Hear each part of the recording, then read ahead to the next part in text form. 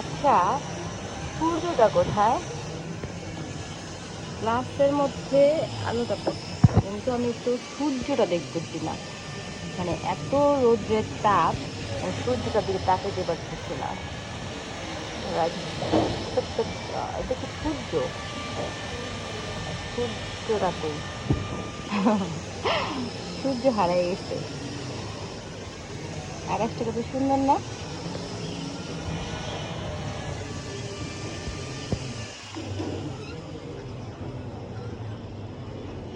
আমার বারান্দা থেকে সুন্দর একটা ভিউ, সূর্যের সুন্দর একটা ভিউ।